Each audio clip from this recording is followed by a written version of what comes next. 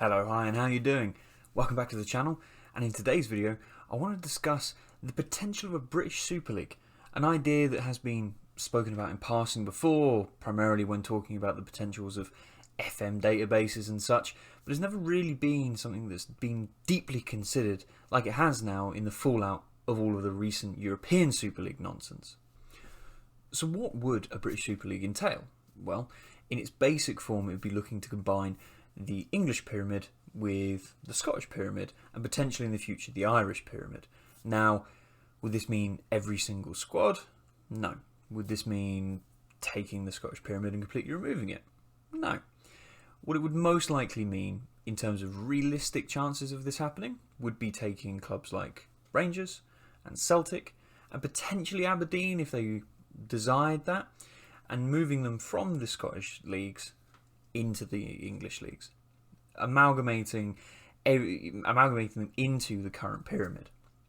Now, this is something that people have always joked about or spoken about, and the classic case that always comes up is people would be very much against it as fans of the two Scottish clubs, or as English fans looking at those two clubs, probably quite derogatory, looking at it as if they would never stand a chance in the Premier League, they'd never survive, and because of that they would end up succumbing to Championship life and probably getting stuck there for good. Now, I don't think it's as simple as that for a start, but also I think there's also a fair reason to still see why Celtic and Rangers would want to still potentially make this move, even with the risk of spending some few years in the Championship as they build themselves up within the English leagues. What I would also like to do is compare it to a situation that we all know very well, that of Swansea and Cardiff, who also both operate in the English leagues, and looking at how that came about, and to be honest, why clubs like Celtic and Rangers haven't done this in the past. So the first thing I wanted to do was actually lay out why it is that Swansea and Cardiff do operate under the English Football League instead of the Welsh Football League. You'll see a snippet that I've taken from a Goal article written a couple of years ago, which kind of was talking about why these teams, including also teams like Newport and Wrexham, why they operate under the English League instead of their own league as such. Now, it's a very different situation to these two Scottish teams that we're talking about today, because it was quite a simple reason. Back in the 1920s, the Welsh League wasn't a thing.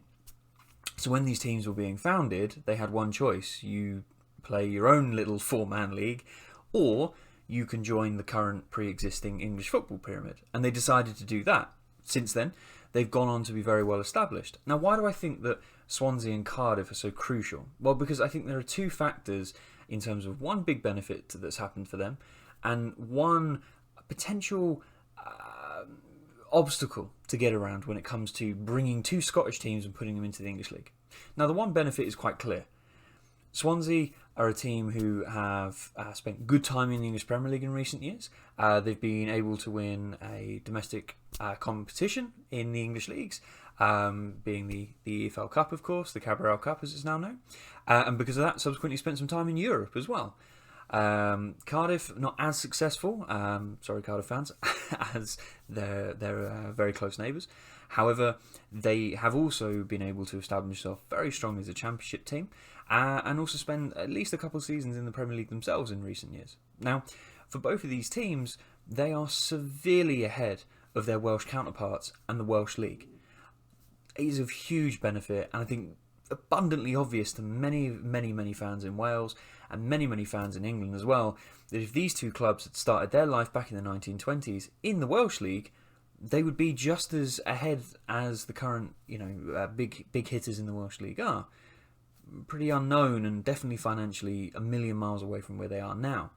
This is one reason, which we'll get into in a bit more detail in a bit, as to why I think the temptation of the English League, even maybe slightly lower in the English League than the top four of the Premier League, could still be tantalising to clubs like Rangers and Celtic.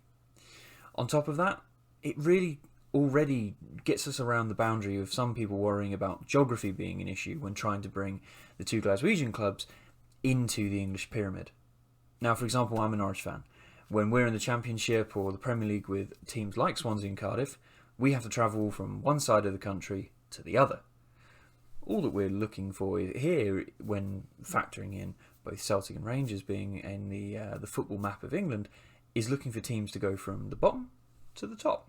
Now, most teams that would be looking to go from the London area, for example, or things like that, would be more than willing to go up to the two very historic stadiums if it was a Champions League night or European night. Would they not be willing to do it on a Saturday? Little flight up there, whatever it may very well be. I think they would. I think 100% they would. Fans travel thousands of miles, and I don't think it's really a problem.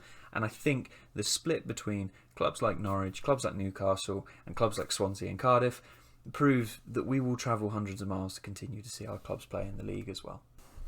Now, I touched on the finances when it comes to football, which, yes, I know we've all had enough of chatting about money and football, but this one's a little bit more homegrown, shall we say. A little bit less greedy and more, I think, fair and established. Now, what I've just popped up on the side here is a table showing the average earnings for both the leagues and the teams within the leagues. Now, I've got the four top tiers of English football and the SPFL. Now, maybe unsurprisingly to some, but I think quite surprisingly to me, is the SPFL isn't second, it isn't third, but actually fourth on the list of five, and not too far ahead of our English League 2.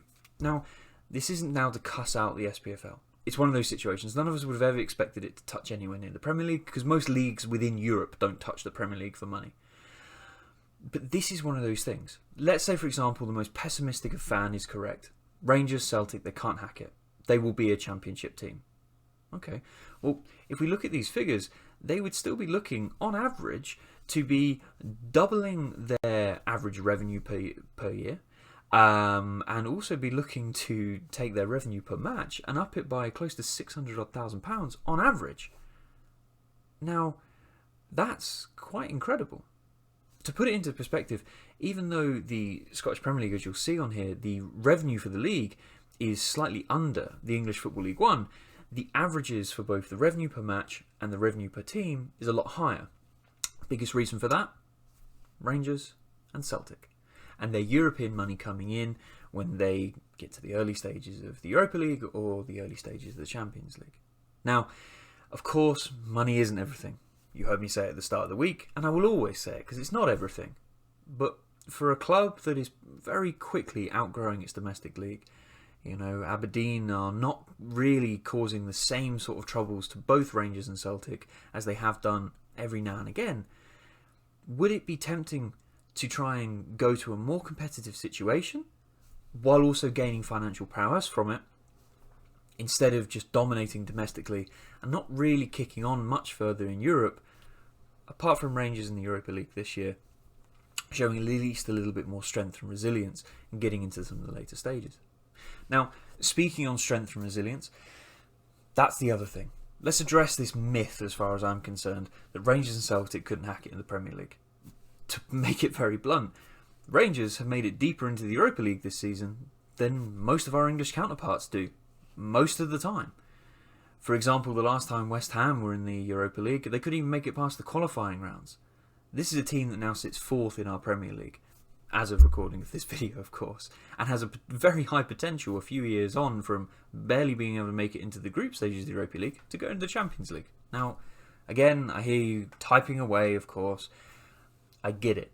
I fully get it. These are very different teams. Only a good few years means a good few years. But I still think it's very harsh and silly to just write these two pretty talented squads off as fodder to the Premier League, won't stand a chance.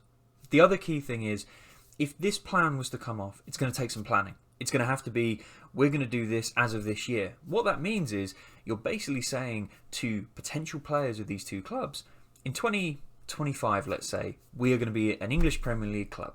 This is how it's going to work, and our stature is going to be here. And we also know that our finances are going to be here. So we can promise you these contracts and promise you playing with these players.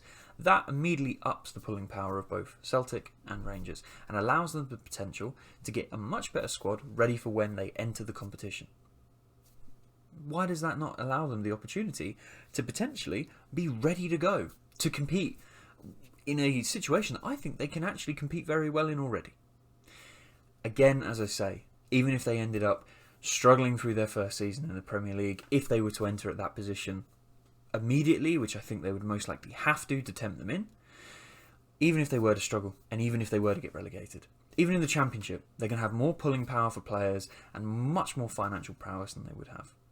Now, every benefit that I've said so far is primarily for Scottish football and the two Scottish clubs that we're talking about.